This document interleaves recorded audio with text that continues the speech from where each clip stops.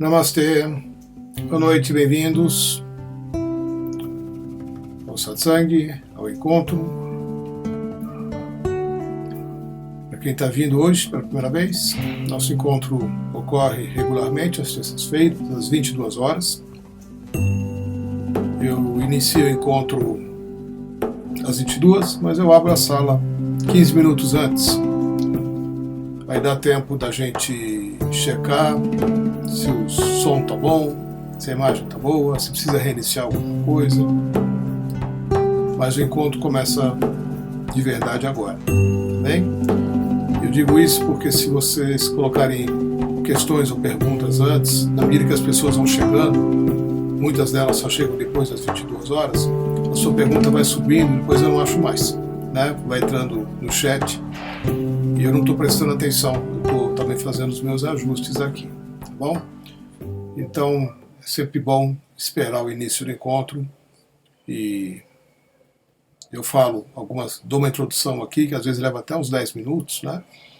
E daí começa a colocar as questões, né? Um pouco antes disso. Assim eu não perco, às vezes acontece de eu pular alguma pergunta. Aí tem que ficar lá pescando, né? Onde foi que alguém escreveu alguma coisa que eu não respondi ainda. Tá bem? Então, bem-vindos. Eu sei que alguns de vocês participaram desse final de semana, estiveram juntos, né, comigo também, com a Elaine, com as pessoas aqui de São Paulo e de outras partes do Brasil, no processo do PIG, Fenômeno Antegifto, presente, o fenômeno é a dádiva, ou presente. Então nós ainda nos encontramos, de certa forma, com um sentimento de intimidade, de proximidade, de carinho, de alegria por ter se visto pessoalmente, né, se abraçado pessoalmente, que é outra coisa, né? E também de desfrutar ainda de um sentimento que não vai embora não, ele tem assim uma qualidade de permanência, né? Então, por isso que é importante a gente buscar manter certas atividades com regularidade. Por isso que eu também ofereço esse encontro aqui às terças-feiras. Eu só não ofereço o encontro por um motivo de força maior, porque eu estou viajando, estou sem acesso à internet, ou alguma coisa assim. Fora isso, nunca deixei de fazer o encontro, nunca faltei ao encontro, né? Porque eu sei da importância dele para todos, da mesma forma que ele tem essa importância para mim também, né? Eu, ao ler as questões, ao interagir com vocês, eu também vou olhando para as coisas que eu mesmo estou dizendo, né? Muitas vezes eu revejo o encontro logo que termina, às vezes no dia seguinte eu vejo mais uma vez, depois eu não vou editá-lo para subir para o YouTube, né? E então eu também me escuto, né, dizendo coisas e falo assim, nossa, né, puxa, mas, né, podia ser assim, podia não ser, podia ter dito de outra forma, né? Não exatamente uma análise crítica, mas eu me reouço, né, no dia seguinte, às vezes logo em seguida. Eu termino o encontro e já começo a ouvir como é que foi que eu respondi tal pergunta, se estava certo, né, se eu respondi de fato o que me foi perguntado, ou se eu não ouvi direito e fui falando outras coisas. Então eu faço uma revisão também. E isso é muito bom para mim, porque eu também vejo onde e como eu estou vendo as coisas que eu estou comentando aqui, né? Então o encontro é um encontro comigo mesmo, é um encontro com vocês, é um encontro de todos nós. E para quem não sabe, eu estou vindo hoje pela primeira vez, né? O encontro ele proporciona um espaço para a gente interagir, para a gente questionar, no bom sentido, né? Trazer questões que sejam relevantes à nossa caminhada, porque a minha função aqui não é dar aula, né? Nem fazer conferência, nem dar palestra. Isso aqui é um satsang. E o satsang ele tem essa qualidade de ser vivo, de ser inédito, de ser fresco. Né? Eu não leio nada, eu não busco informações, né? Não sei uma coisa tipo, né, que dia, que horas é tal coisa. Mas fora isso, eu vou buscando dentro de mim mesmo as respostas, né? Ou eu vou acessando a presença, que seria a forma mais correta de fazê-lo, para comentar as questões que vão sendo colocadas aqui. Com certeza, as questões que vão sendo colocadas aqui, elas são derivadas de um caminhar espiritual, né? Uma jornada espiritual, caminhar nesta jornada, especialmente já por um relacionamento próximo e frequente com a energia Diksha. Né? Eu digo um relacionamento porque a gente pode se relacionar com a Diksha de diversas formas. Claro que participar de uma sessão de Diksha, receber a Diksha presencialmente, né? Participar dos encontros, das rodas, dos processos, ir para a Índia, participar do PG, são formas muito ativas de mergulhar e de ser tocado sempre de uma forma fresca, sempre de uma forma inédita, né? Pela energia. Essa é uma das lindas qualidades da Diksha, é porque ela não se repete. Né? Eu sei porque eu conduzo sessões de Diksha aqui há 10 anos em São Paulo, também com a mesma regularidade, nunca deixou de ter, todas as segundas-feiras, sem exceção, né? Só quando é, né, eventualmente um carnaval, né, um Natal, quando cai numa segunda-feira.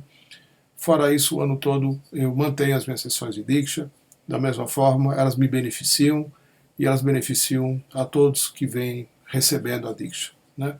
Algumas pessoas vêm um tempo, desaparecem, mas reaparecem, e isso é muito legal. Né? Esse final de semana eu tive essa alegria de rever pessoas que algumas delas eu já imaginava estarem muito afastadas, né?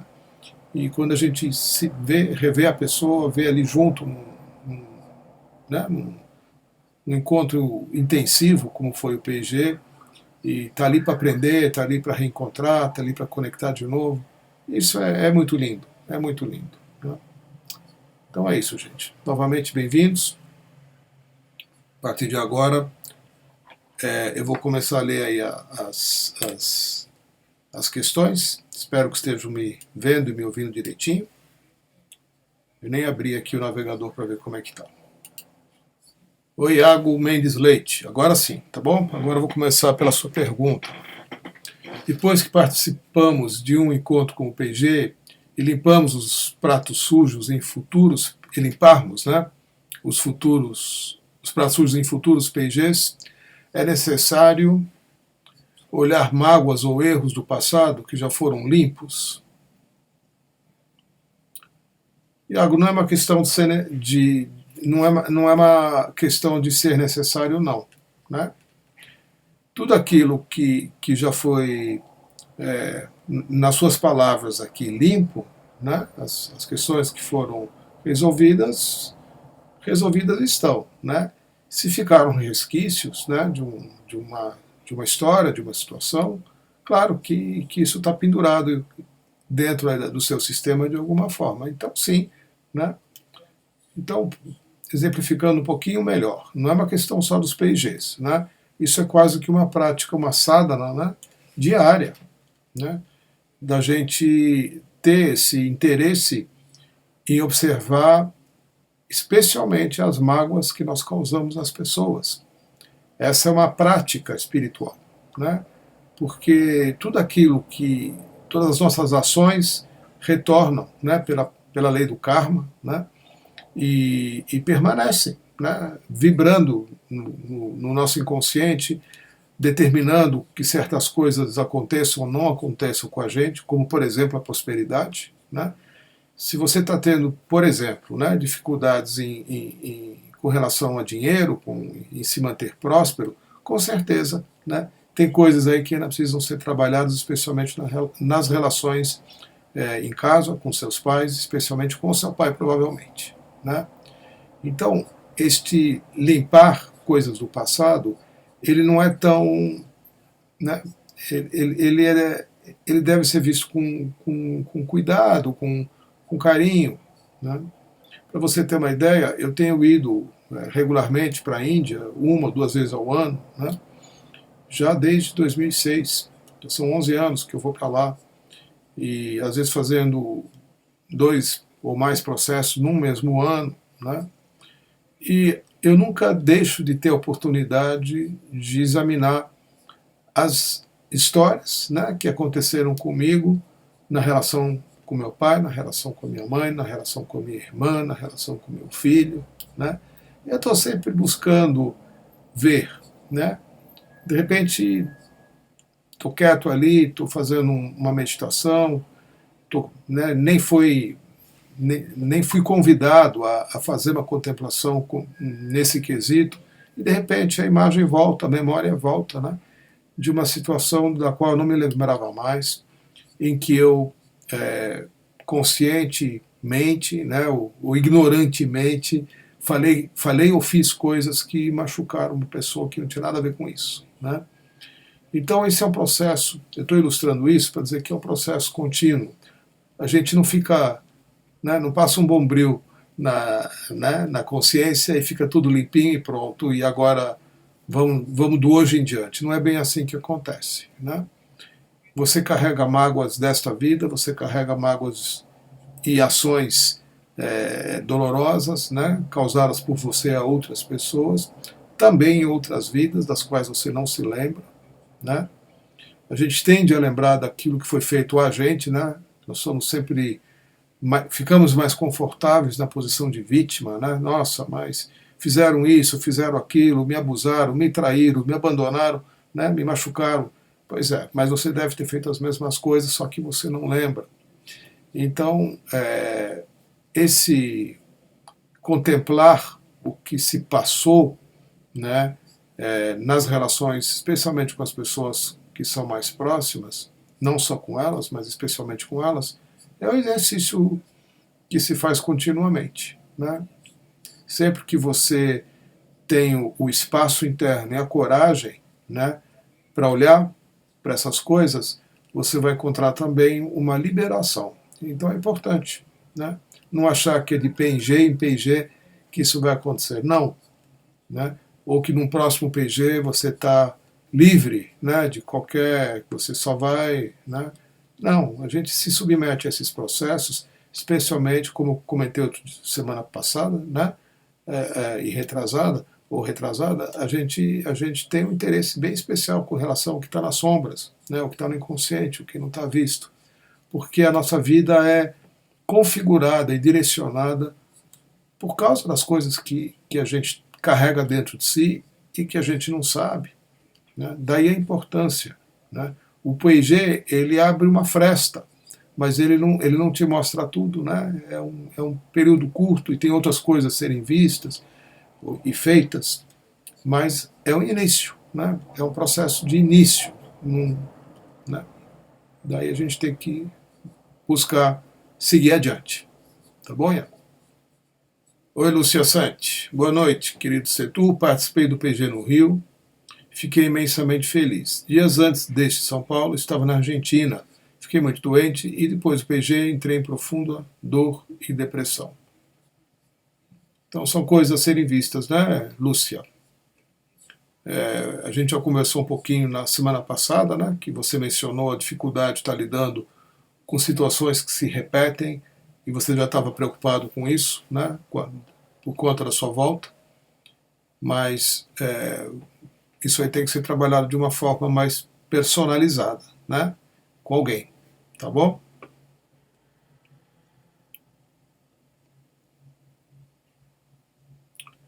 Você estranhou o processo. Os processos a gente não escolhe, viu, Lúcia? Os processos, eles são, como acabei de conversar com o Iago aqui, eles são para a nossa cura, né?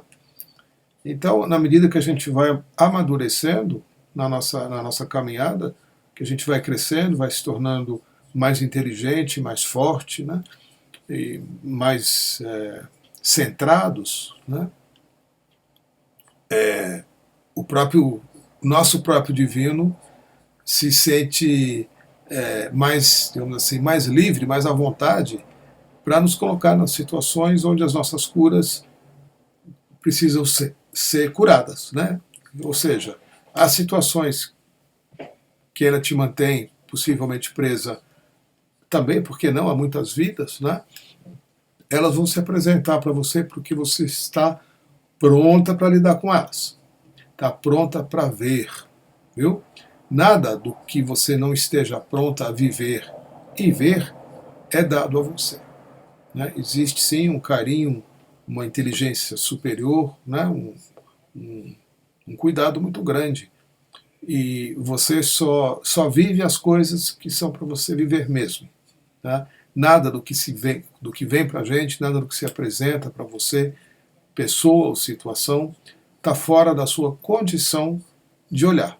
Então, a gente tem que buscar essa coragem, né, essa força interna e aproveitar a oportunidade que a situação está se apresentando para a gente se liberar dela. Não é para a gente mergulhar no fundo do poço, é para a gente se liberar da história. Né? Os processos são semelhantes. Né? Para cada um de nós, chega um momento em que a gente tem uma maturidade para lidar com aquilo, porque o nosso instinto, né, eu sei porque eu já fiz isso muitas vezes, é de sair fora. Né? Assim que uma situação aperta, né, a gente busca o paraíso. Em algum lugar deve ter o tal do paraíso aí, né? Um lugar onde eu só fique bem, onde nada de mal acontece, só tem gente legal, eu não vou me aborrecer com coisa alguma, né? Tá tudo lindo, as pessoas são maravilhosas, eu me sinto ótima, né? Que lugar é esse, né?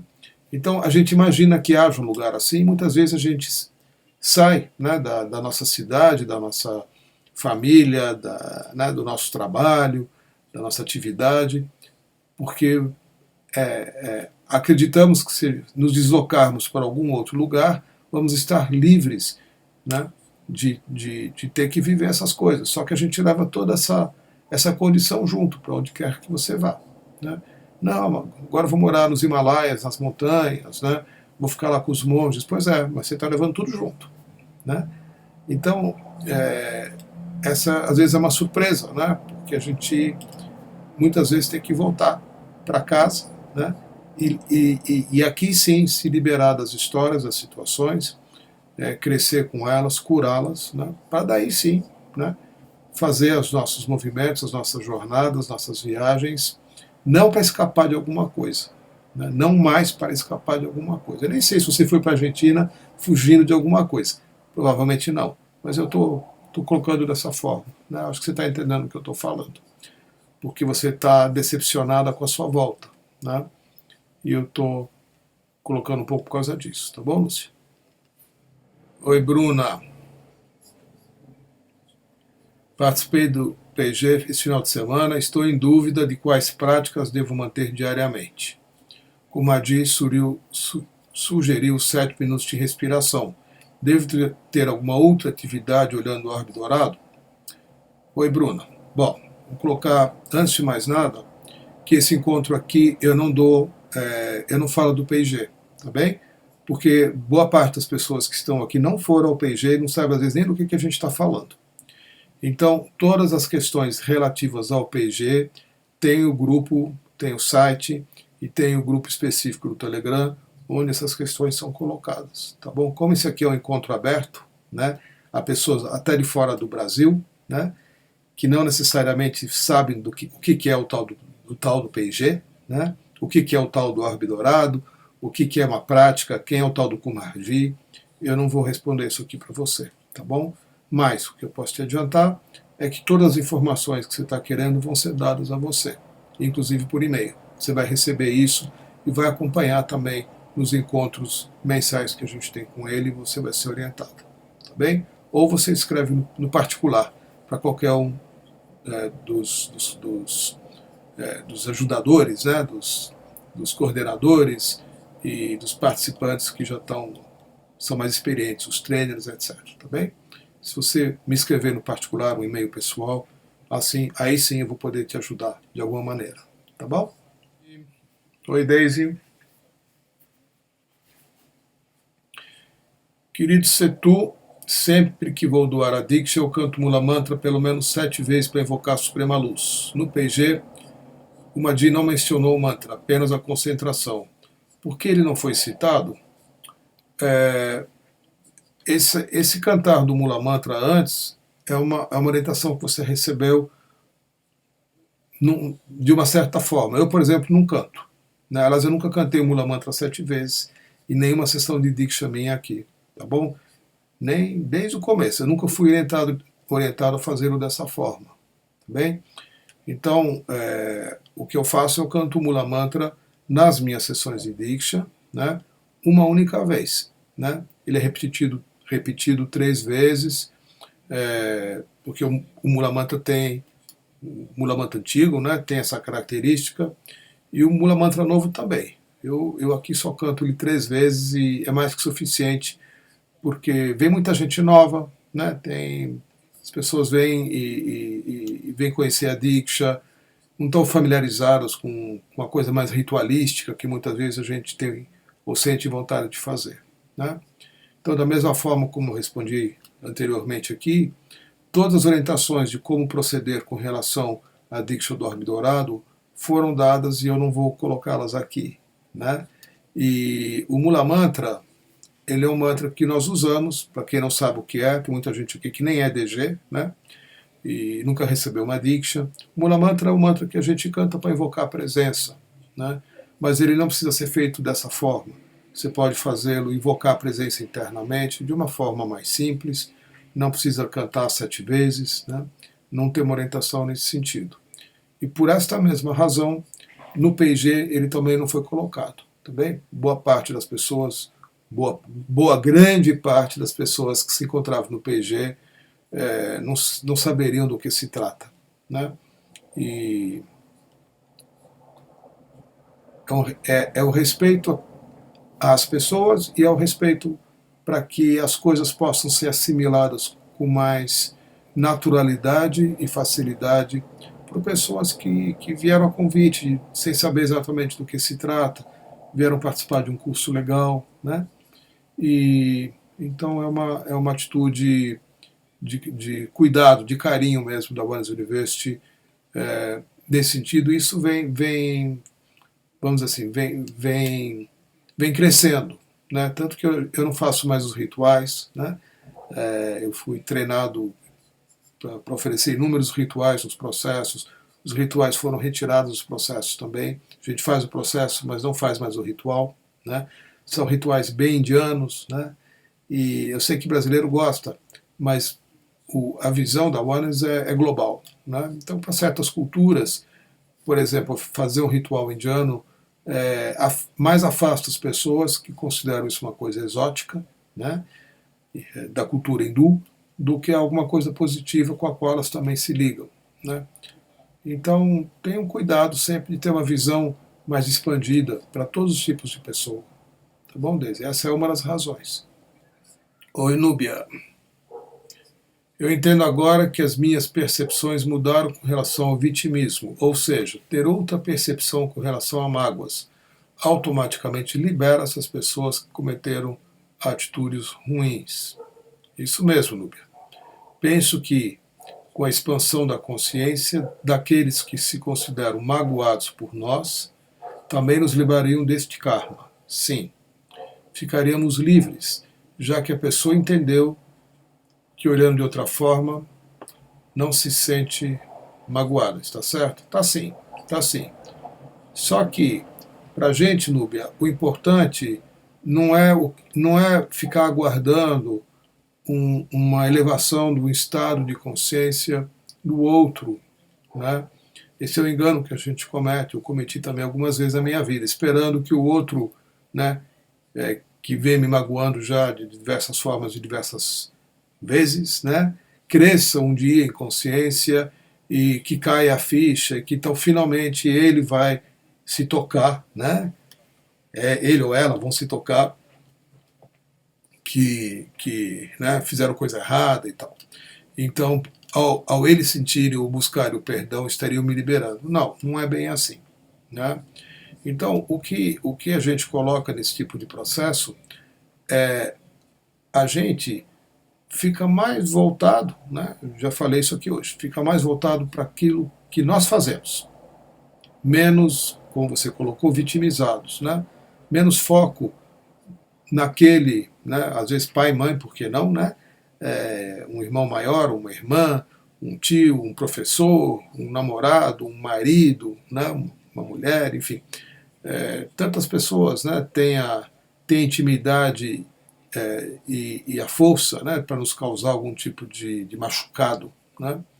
E a gente se agarra a essa situação, a gente passa a ter uma relação de dor, né? Olhar a pessoa sempre da perspectiva, como você colocou aqui, da vítima. O que vem sendo colocado, né, como forma de crescimento, é que nós nos preocupemos mais em observar o quanto que a gente machuca as pessoas, né? Porque isso fica muito mais forte na nossa consciência. Né? O fato de eu ter feito qualquer coisa, né? Desde matar um animal, para comer que seja, né? Até coisas mais sutis, né? Em que eu causei algum tipo de dor ou sofrimento a alguém. Então, todas essas coisas ficam e permanecem na minha própria consciência. Né? Hoje, como acabei de colocar aqui, eu estou mais preocupado em ir em busca do perdão, né? Até por mim mesmo, daquilo, dos danos, das mágoas que eu causei a muita gente, desde criança. Né? Né? Então, é inevitável, né, que eu tenha que eu não tenha machucado gente, né? E com atitudes, com reações, com palavras, com indiferença, de todas as formas. Né? Então, esse aspecto, para mim, ele é o mais importante. Né? Quando eu vou contemplar, né, as mágoas que eu causo às pessoas, e as respostas vêm, e as imagens voltam, e as memórias me representam essas situações, é porque elas ainda se encontram dentro de mim, mesmo que tenha acontecido há muitos e muitos anos atrás. E se eu puder buscar dentro de mim mesmo o perdão, né? Às vezes é possível você expressar para a pessoa, às vezes não é. Né? Eu já magoei muita gente que não está mais viva hoje, né? Já foi embora, já deixou o planeta. Mas a mágoa está aqui, né? A mágoa que eu causei está aqui. Então eu vou buscar o perdão dessa pessoa pelas coisas que eu fiz a ela. É aí que a minha liberação acontece. Né? Ficar esperando que o outro cresça em consciência para que então, quando ele buscar o perdão dele, eu serei liberado, não é por aí não, viu, Núbio? É o contrário. A gente busca dentro da gente, especialmente aquilo que a gente fez e não se tocou que fez, não lembra, né? Esqueceu, ou tinha trocentos motivos para ter feito, né? Mas a pessoa fez isso, fez isso, fez isso, fez aquilo outro. Né? Então eu também fui lá e fiz, e fiz, e fiz. Né? Esse tipo de coisa é importante. Né? A gente buscar essa. É uma prática espiritual. Né? Ela pertence ao PG, mas não pertence só ao PG, ela pertence a inúmeros processos. Tamanha é o peso, né, em forma de carga que uma situação na qual eu provoquei dor a alguém permanece dentro de mim. Não é que o outro está me apontando isso, não. A minha própria consciência, né, me aponta isso. Eu mesmo fico preso. Isso é um dos fundamentos do karma. É uma das bases karmáticas pelas quais a gente volta para a Terra. Não é porque alguém mandou e nos colocou de castigo aqui. Né? Não, a gente mesmo. A gente mesmo vem para sentir na própria pele as dores que a gente causou às pessoas e vem buscar a liberação delas, senão a gente não segue adiante. É por aí. Tá bom, Nubi? Oi, Mariana. Hein, que processo lindo, PG. Adorei te encontrar lá também. Adorei te conhecer, viu, Mariana? E as sadhanas são incríveis.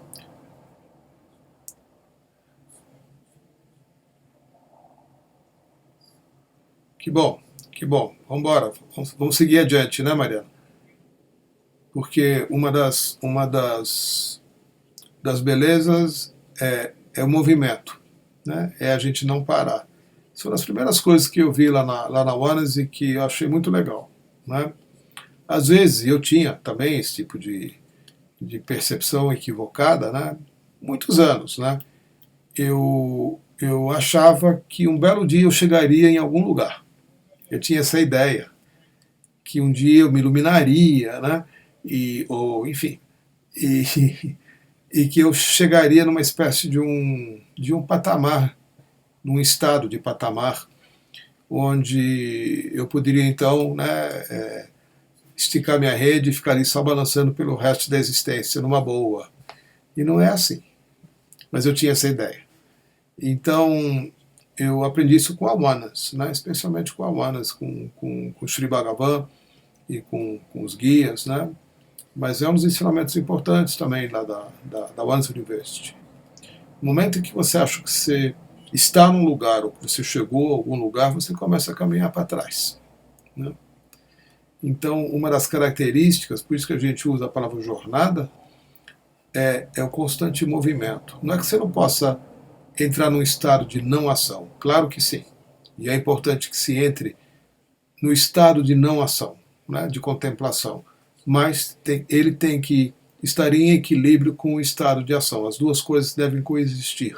O momento de contemplação, de passividade e de recebimento do que está sendo ofertado, com um movimento de ação direta, né, em que você faz alguma coisa, se coloca em ação, né? As duas coisas podem e devem coexistir. Esse é o equilíbrio na caminhada. Então, a gente já sai de um PG, você vê, o PG terminou domingo, né? Eu saí de lá quase 20 horas, né, 8 horas da noite do hotel para vir para casa. E nas segundas-feiras eu tenho a minha sessão de Diksha, né? Às 19 horas, 19h30. E eu falei, bom, hoje não vai vir, né, muita gente, porque o PG acabou ontem, as pessoas estão cansadas. Eu também estou cansado, né? É intenso, é um processo intenso, né? Mas não, estava cheio de gente lá do PG, né? E todo mundo sentadinho lá, falei, nossa, que demais, né? Que demais, porque apesar, né, eu cheguei a comentar isso ontem, né? Falei, apesar de terem passado por um intenso processo final de semana, já estão aqui de novo na segunda-feira para dar continuidade, né? Isso é muito legal, né? Então, é uma das características da jornada espiritual, a gente se mover, a gente não se acomodar, a gente não achar que já chegou em algum lugar e agora, né, tá bom. Não, a gente começa a andar para trás, né? Então, esse foi meu terceiro PG também, e eu já estou, né, ansioso para saber quando é que vai ser o próximo, né? Quando não, a gente já sabe que vai ser em outubro, mas aonde vai ser, né? Já vamos nos preparando para isso também. E também os outros processos, né? Tem mais coisa acontecendo. Então, é bom, sempre que possível, receber a Diksha, né? Nos lugares que você está habituado a ir, ou em novos, né? Que você ainda não conhece, interagir com mais gente. É importante, sempre que possível, participar de algum curso, algum processo, né? Mesmo que você já tenha sido iniciado como doadora de Diksha, buscar também ser iniciado como fazer de novo, né? Eu sempre chamo as pessoas para reciclarem, porque mesmo os meus cursos nunca são iguais, é sempre novo, né? Curso que eu já faço há tantos anos, né? Desde 2010, 7 anos já dando cursos, o mesmo curso de iniciação, mas nunca foi igual, é sempre novo. E tem gente que faz todos, né? Gosta de voltar a fazer. Então, isso é legal, né? Isso é legal. Mas também é importante a gente se dar o tempo e deixar as coisas assentarem internamente, né? E estar ciente delas, né? Quando eu falo assim, a gente se mover em ação, não é essa coisa quase compulsiva de não parar. Não, não é isso que eu estou falando. Estou falando de você, né, vislumbrar, né, a continuidade do processo, né? Se manter em aprofundamento, se manter em processo de liberação, como o Iago colocou aqui, né, dar continuidade ao processo de limpeza. Esse processo, essa coisa de continuar é muito importante, né, de se manter em ação. E eu vejo porque quando eu reencontro pessoas que deram uma parada, uma parada longa, tipo 4 anos, né, sem receber Diksha, e agora voltam, eu olho assim, que bom que ela voltou, mas eu vejo que ela perdeu alguma coisa, né? Alguma coisa, alguma coisa ela perdeu, né? Eu não sei nem dizer o que é só um sentimento, eu lamento, né? Nossa, né? Que bom que a pessoa está aqui, nossa, mas aconteceram tantas coisas que seriam benéficas a ela e ainda não foi possível ela encontrar, né? Enfim, são comentários que eu faço comigo mesmo, né? E eu vejo a importância de não parar, né? De estar sempre se movendo adiante. É isso. Oi, Patrícia.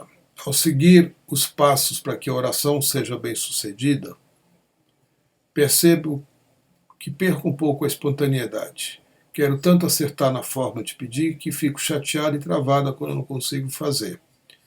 Alguns dos passos da forma orientada pela Oneness. O mais difícil, por exemplo, é sentir que já recebeu a graça. Eu peço, eu quero sentir que o pedido já foi atendido, mas a mente diz, será?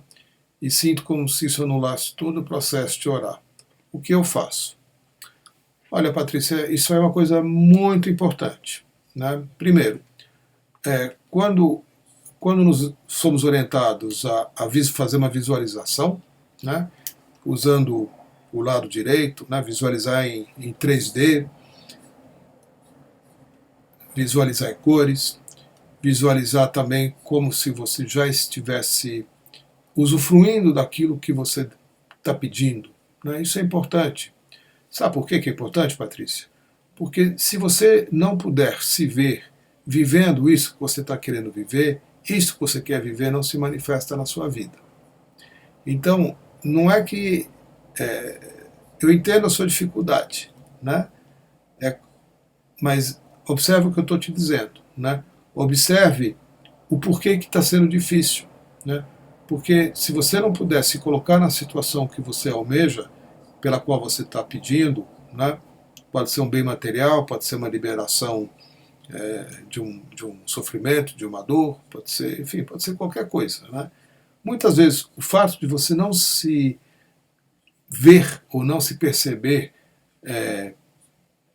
vivendo isso que você está pedindo é por si só um impedimento para que a coisa se manifeste para você. Então todas as coisas têm um motivo, né, para serem pedidas, não é uma mera formalidade, né? E a gente vai sim se deparar com isso, né? Uma das brincadeiras que os nossos queridos monges, guias, fazem lá na Manas, que eles citam é bem isso, né? Quando a gente recebe esse ensinamento sobre como fazer a prece, né?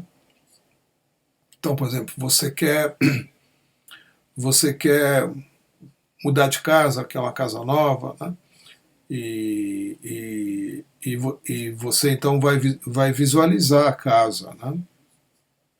Aí, quando é pedido para você se ver dentro da casa, vivendo ali, da casa nova que você tanto quer, você já se vê ali tirando uma poeirinha da estante, né? Passando um espanador, dando varridinha, passando aspirador no tapete. Ou seja, você não está vivendo na casa nova, você vai possivelmente encontrar um trabalho de faxineira na casa de alguém, né?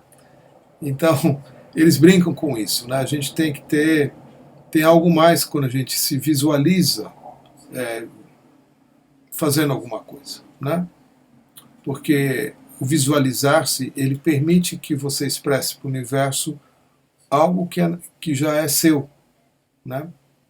Porque essas coisas, elas ocorrem fora do que a gente chama de realidade, né, de terceira dimensão, né? Essas coisas ocorrem num estado de presença onde elas já existem, né? E quando você se esforça conscientemente em visualizá-las, você recria, ou melhor dizendo, você cria essa realidade para si. Parece artificial, parece forçado, mas não é. Tem uma intenção por trás, né? E, no caso aqui do que você está colocando, é interessante você observar a dificuldade, né? É importante, porque a gente, quando dá o curso, né, quando a gente oferece o curso por exemplo, de prosperidade, tem uma parte que a gente faz essa contemplação, né? Esse tipo de contemplação. E é interessante porque uma das coisas que a gente ensina para as pessoas que participam desse processo é que você tenha uma visão realista. Ou seja, se você vai se visualizar próspera, né, com muito dinheiro, né, não adianta você se visualizar bilionária, né, uma das, já tem 8, né, a 9ª pessoa mais rica do Brasil, esse tipo de coisa, né, porque não é isso, não está fora da realidade, né, isso não vai acontecer para você dessa forma, né. Mas quando você tem uma visão realista, você faz uma visualização dentro da sua cultura, dentro daquilo que é verdadeiro para você, dentro de uma condição e uma situação que são tangíveis para você e dentro da qual você se sinta confortável, com a qual você se sinta confortável. Então isso é uma chave que eu estou te dando, né? Visualize, comece a visualizar coisas que de fato sejam possíveis de serem dadas a você, sejam possíveis de acontecerem a você, né? Não viaja muito, né? Pedindo e solicitando, né? Ganhar na Mega Sena, não sei quantos bilhões, né? Na Mega Sena da virada do ano, né? Quem sabe agora, 2017, no final do ano, eu consigo fazer a tal da Mega Sena, né? Que sorteia, sei lá, 250 milhões, né? Não, né? Fica dentro de uma realidade que seja palpável. Eu não estou só falando de dinheiro, não, isso se aplica a qualquer coisa, né? Quando você fizer a sua prece, visualiza algo que seja real para você. E se coloque, sim, desfrutando disso, né? Plena e completamente disso que você está almejando receber, né? Experimenta, veja se isso vai facilitar para você. Tá bom, Patrícia? Oi, Mariana. Gratidão pelas palavras. A cada etapa eu fico mais empolgada e quero aprofundar mais isso que você falou. Que bom. Quero reciclar tanto a Diksha como o Reiki e outros cursos também. Estou aqui todas as semanas, estou aqui e vou na Diksha Evening. Estou me movendo. Que bom. Que bom, Mariana. Magna Vertbelinga. Setu, gratidão por esse encontro. Estou em estado de graça, ainda depois do PG. Que bom, Magna. Que bom. Que bom. É um bom lugar para se estar, né? Estado de graça. Janaína Lopes. Namastê, Setu, sou de Curitiba e também participei do PG. Um processo maravilhoso para despertar. Domingo chegamos às 22 horas em Curitiba, muito cansados, mas ontem seguimos com o nosso encontro de Diksha. Legal, Janaína. É isso que eu estava falando, né? A gente se sente muito em casa, né? Dá vontade de dar continuidade mesmo. Afinal, a prática é diária, assim como fortalecemos nosso laço com o divino. Isso mesmo. Oi, Isabel Ditzel. Boa noite, Setu. Os processos sucessivos do PG foram profundos, crescentes e uau! Tocaram o coração e o coração tocou o mundo. Nossa reunião de Diksha hoje foram trazidos milagres experienciados. Bom, para quem... nem sei quantas pessoas estão aqui hoje. Vou contar de novo aqui.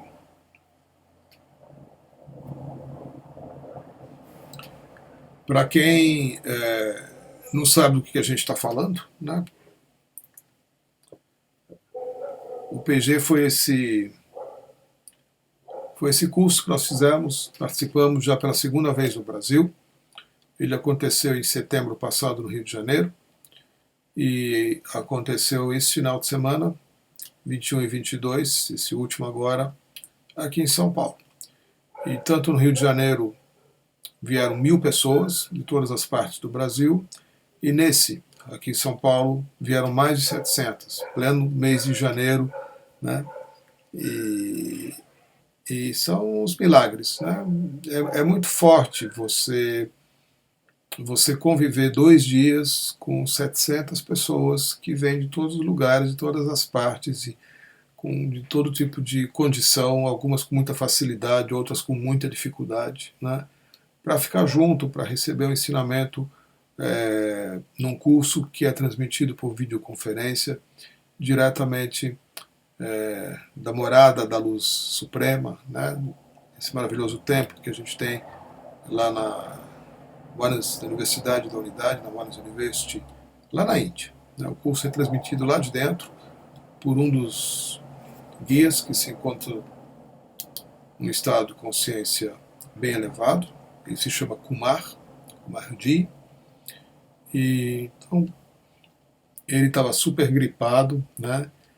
Lembrando que para a Índia são 7 horas e meia adiante. No fim do dia, para nós aqui, eram, sei lá, quase 8 horas da noite. Para ele lá já era 4h30 da manhã. Né? Ele com o nariz escorrendo, muito gripado, possivelmente febril, mas segurando, né? Segurando a energia, ajudando as pessoas e passando tudo o que ele podia da melhor forma, como ele sempre faz. Né? Então é um curso muito forte, porque ele nos iniciou, né? Isso vai mudar. Ele nos iniciou como doadores de Diksha do Orbe Dourado. É uma forma muito especial de doação de Diksha, porque aquele que vai doá-la tem que também se preparar né, regularmente, né? Tem algumas práticas que nós chamamos de sadhanas, e essa Diksha é dada de forma anônima, né? É uma transferência, né? de uma luz muito intensa, muito forte, muito curadora, muito liberadora para todos que estão disponíveis para recebê-la. Né? Então foi um processo muito lindo, tocou muita gente, está tocando ainda, né? E por isso que o encontro hoje, tanta gente está compartilhando esse respeito. Né? Então todos ainda um pouco amigos assim, tô bêbada de energia, né? E de fato muita gente sai e ainda fica meio tonto, né? Chega em casa, continua tonto, acorda no dia seguinte, ainda está meio tonto, né? Tá com dificuldade de abrir os olhos, como se tivesse né, passado por uma coisa forte. E foi e é assim mesmo que aconteceu. Então a gente está falando bastante a respeito disso, porque isso aconteceu justamente nesse final de semana e muita gente já dando, né? Quer compartilhar um pouquinho o que vivenciou, o que sentiu lá. O Eliana, namastê. Também participei do PIG, gostaria de entender quando foi citado ou falado do self, é o mesmo que o ego? Fiquei com essa dúvida.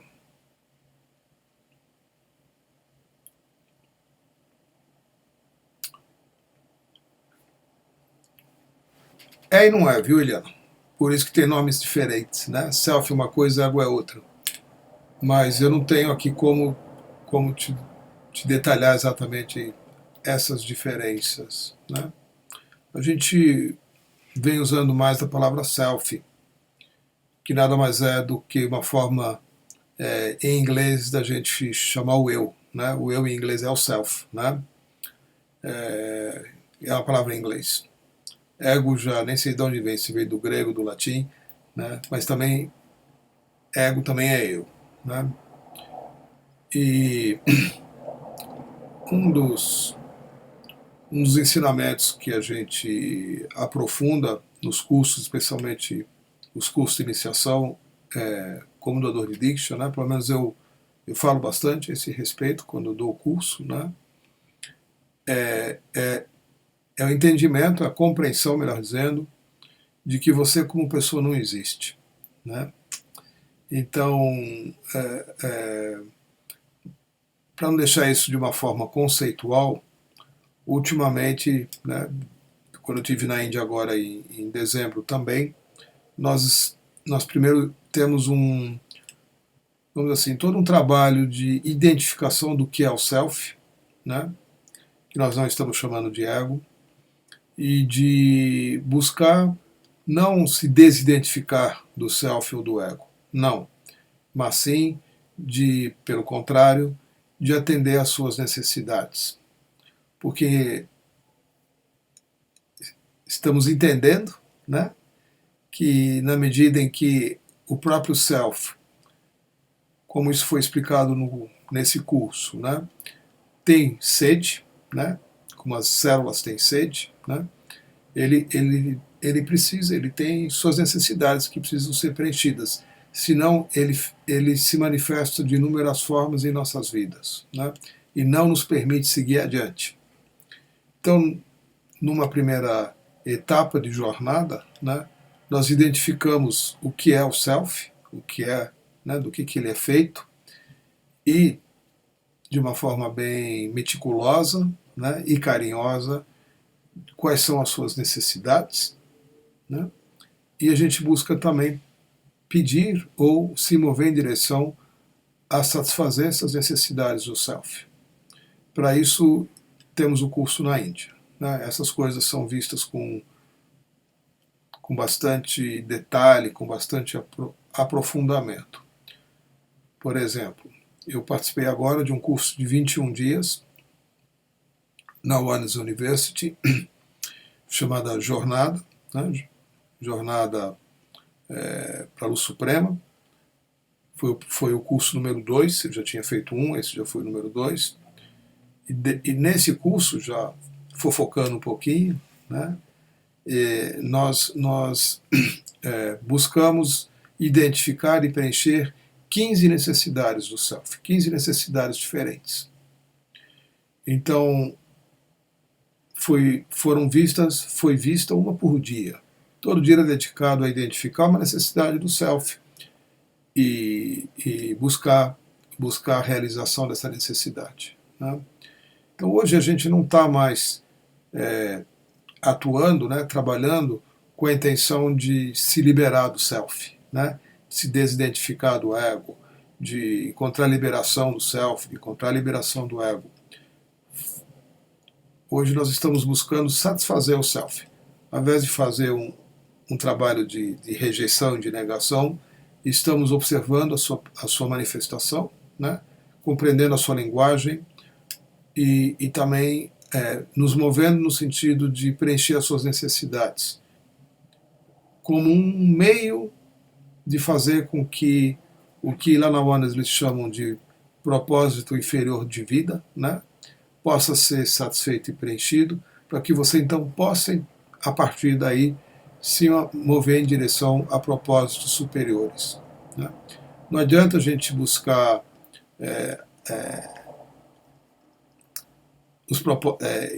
buscar não, né, se mover para encontrar um propósito mais elevado na vida, se a gente não tem essas necessidades do self, que nós estamos chamando de necessidades inferiores, né, só porque elas são mais, vamos dizer assim, ligadas à terceira dimensão. Né, então, todo o trabalho da Oneness neste momento, todo o trabalho do fenômeno nesse momento, está voltado não na liberação do self, e sim na realização das suas necessidades. Né? E o processo do PG também focou nisso. Tá bom? Se ego e self são a mesma coisa, são e não são. Né? São e não são. São aspectos diferentes de um mesmo fenômeno que nos acomete. Né? Muita gente acha que para crescer espiritualmente, tem que encontrar a liberação do ego. É verdade, só que a maneira de fazê-lo é negando, né? Ou criticando aquele que está trabalhando para ter sucesso, para ser famoso, né?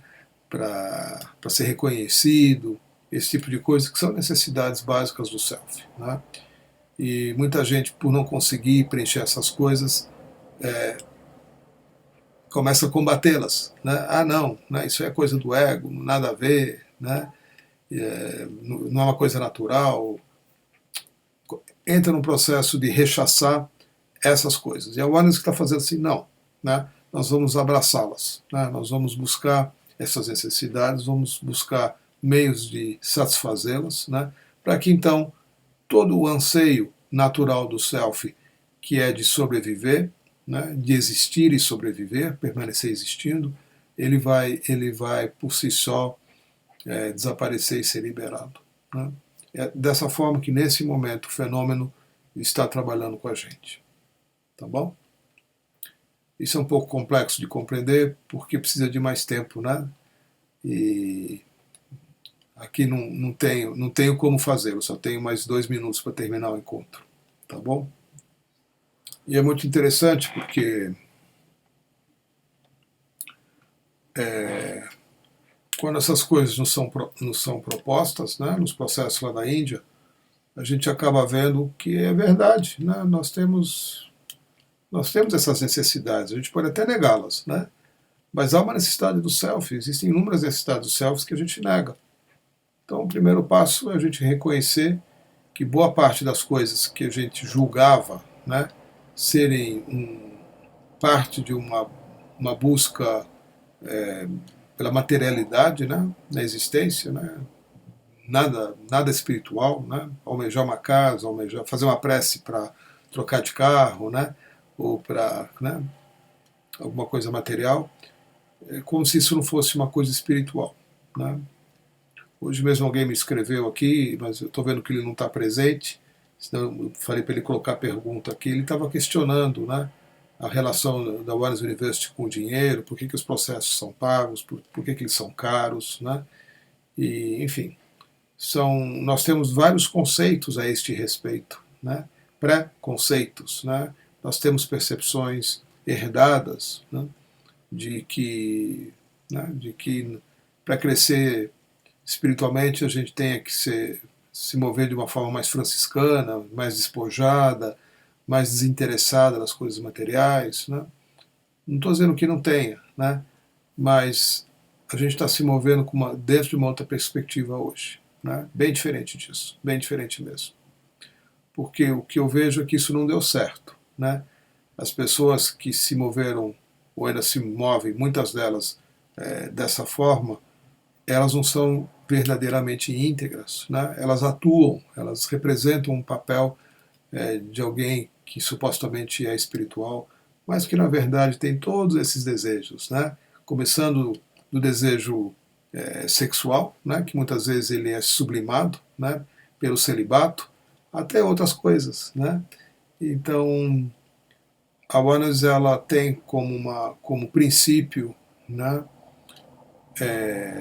um cuidado extremado com hipocrisias, né? Então, para a gente trazer e fazer algo novo, né, e viver um mundo novo e criar um mundo novo para nós mesmos e para os nossos descendentes, a gente tem que começar a desmontar uma série de percepções equivocadas do que seja crescimento espiritual. E a Oneness ela tá buscando isso, né? Tá buscando transmitir isso também e está buscando vivenciar isso, né? E antes da Oneness eu vivenciei, experienciei isso com o Osho, né? O Osho ele tinha essa mesma percepção, essa mesma visão, né? Ele se divertia muito com as coisas, né? Ele era muito lúdico, né? Com as coisas do mundo, ele se divertia com coisas pequenas, se divertia com coisas grandes, as pessoas davam coisas porque ele se divertia, e muita gente ficava chocada, né, de ver um mestre do porte dele curtindo coisas da vida, né, como se isso fosse algo não espiritual. Mas isso já é uma outra história, né.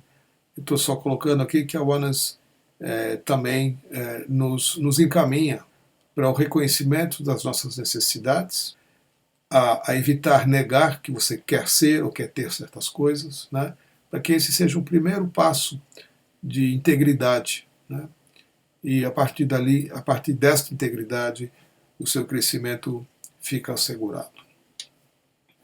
Então, eu vou encerrar, né, nosso delicioso encontro de hoje, pós-PIG, e vou me preparar para a Oneness Meditation.